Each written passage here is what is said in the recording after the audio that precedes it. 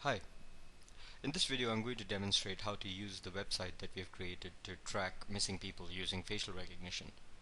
To give you some background on this, recently I've actually encountered a scenario where there was a child roaming on the streets crying looking for its parents, and it took me about 15 minutes to track them down. But this is actually fairly common, so the fact is that if we could do something about it, that would be great.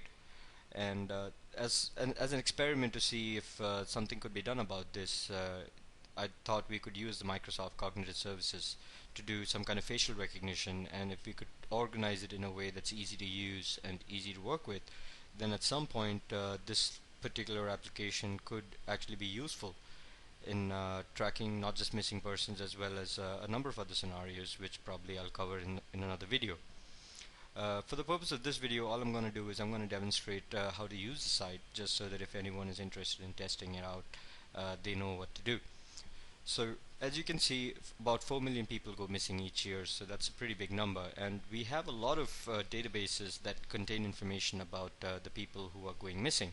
But usually that requires some kind of identification marks, like do they have a tattoo, what's their height, what's their weight, skin color, color of the eyes, color of the hair, things like that. And most of the time this information is stored inside some kind of database in the law enforcement or the police station basically. And when people are looking for missing people, they have to go to another police station, and they have to go ahead and register something like an FIR, explaining that the person is missing and provide details about it.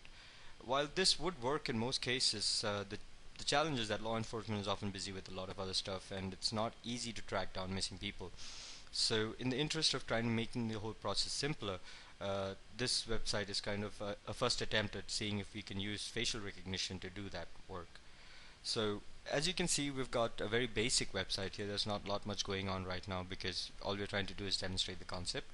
But essentially what happens is that there are two types of people. One is a seeker, the person who's looking for the missing person, and the other is the finder, the person who actually found the missing person. And the intention here being that the finder is obviously going to be someone who's a law enforcement official, because the idea being that if you find someone who's missing, you take them to the police, and they would in turn log into the website using credentials that they would be given. And once they log in, what happens is that we would go ahead and give them an option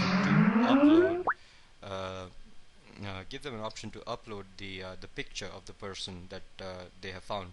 For example, in my case, I've used Batman as example. So you can see we've got one picture of Christian Bale, and we've got another picture of Christian Bale, and you'll see that in one he's got a beard and thing, his facial expression is different, as well as you can also see that he's probably got like short hair compared to long hair. So what we want to do is the police will upload this picture, and we will upload this picture, and we want the application to tell us that they're one and the same person.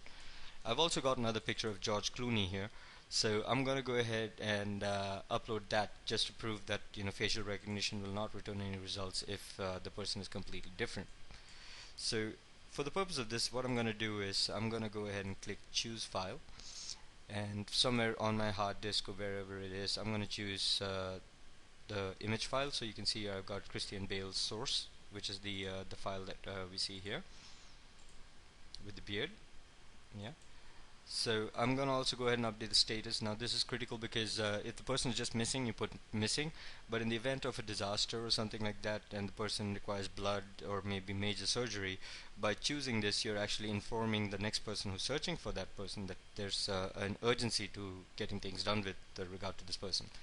So that kind of gives the other the seeker a little more information rather than just knowing that the person is available at X and Y location.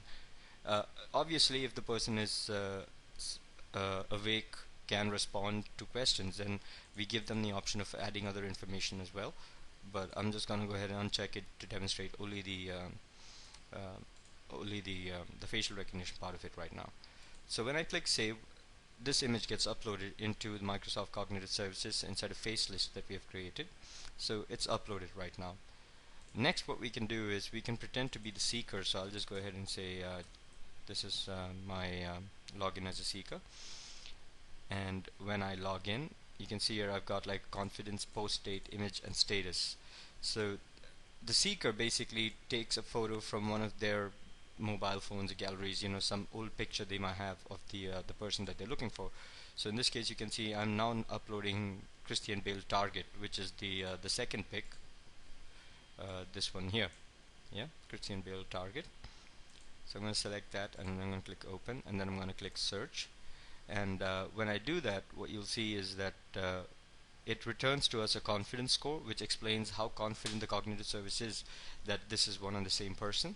We also have the date when the original picture was uploaded, so that you have an idea about the time frame since your search versus when the person was found. We also show the actual image of the person that was uploaded, so that a visual confirmation from the seeker is provided. And then we have the status explaining what was the status of the person at the time that the picture was uploaded. And this is basically it. So obviously the next step is to go ahead and put a kind of contact button or contact information about the person who found the source, basically, and help them kind of go ahead and get in touch and sort things out. We are trying to do this in a way that the law enforcement officials are a very integral part of the whole process, because we don't want it to be a situation where just random people can upload pictures and do comparisons, because again, privacy is something that's a bit of a concern here. So the idea being that the only people who are allowed to upload pictures into the face list are going to be law enforcement officials, because it's part of their job. But once done, you can randomly go ahead at any point in time, search the database to find out if that person has been tracked or identified, maybe in your geography or maybe elsewhere. This is one of the big highlights of this particular application, other than the fact that the facial recognition is being provided. The fact that this one application could work around the world, and law enforcement doesn't, because trafficking and things like that are pretty common. As a result, you could probably search for a person in India who was maybe from, I don't know, Sri Lanka, Bangladesh, or maybe even somewhere from Europe. And that's one of the highlights here, because we want to kind of make this seamless, simple application where anybody can log in from anywhere in the world and track the person that they're looking for, especially in the event of natural disasters like the tsunami that happened, where a number of foreign nationals also were impacted. And that way we are able to go ahead and give the families a bit of a consolation in being able to easily and quickly track any people that are missing. Again, time is a critical factor here, so in the interest of protecting everybody's privacy and safety, the images that are uploaded by the seeker are not stored anywhere. They get erased after 24 hours. So if someone goes missing, the idea being that the cops can go ahead and load a picture, and that would remain in the database for a considerably long time. But when someone is searching for another person, their images are only loaded for 1 day. So if in the first day you don't find a match, then you can again load another pic later on. Naturally, time is a big critical factor here, especially with children, because their facial structure and things like that change over time.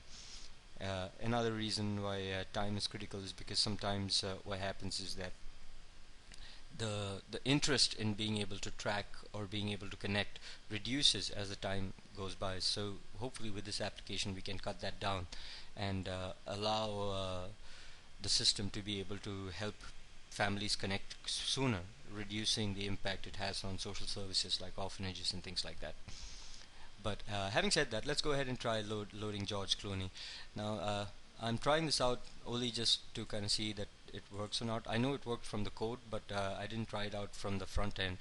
So let's go ahead and see what happens. I should probably get no results matched. So because again, George Clooney is definitely not Christian Bale, and I might get an error because I'm not doing a null exception.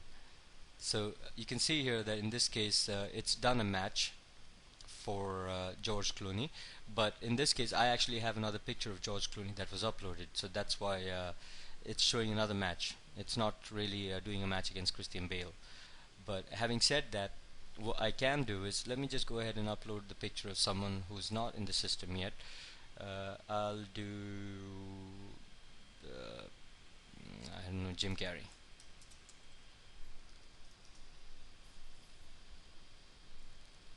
So let me just go ahead and go to images, and I'll just choose it's pretty difficult to get a decent picture of Jim Carrey, isn't it? But let me go ahead and do this, And again, at this moment we are really using JPEG files, mostly because I don't know how to use any other. Okay, sorry about that, the screen capture kind of disconnected, but yeah, so I'm gonna go ahead and just say gymc missing dot .jpeg, and I'm gonna save this on my desktop. The next thing I'm gonna do is I'm gonna upload Jim Carrey missing, and I'm gonna search the database to see if we have an existing picture of Jim Carrey anywhere in the system. And as you can see, we don't have one, so the result set gives a null. But the idea being that basically there is nobody with that matching description, and that's why the application kind of threw an error.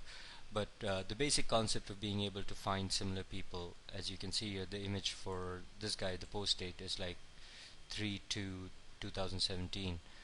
So that's mainly because I've got like two pictures of George Clooney as well, which I'll just go ahead and show you, which are the two pics here. So you can see this is the pic that I searched for, and this is the pic that got returned. So the idea being that this can actually go ahead and help a lot of people in connecting immediately or quickly, and if things work out, maybe this will even be open to the public to kind of ease the load on the law enforcement officials, where you can simply upload a picture and then universally this becomes a single source or a single point where missing people can be tracked. Well, this is where we have so far. Again, it's purely done through volunteer work. In fact, we just have one volunteer at the moment, including not including myself, and he's been busy with the database part of it, but we could use all the help we can get, and hopefully we'll make something good out of this, and something that's useful, and something that can actually help change people's lives.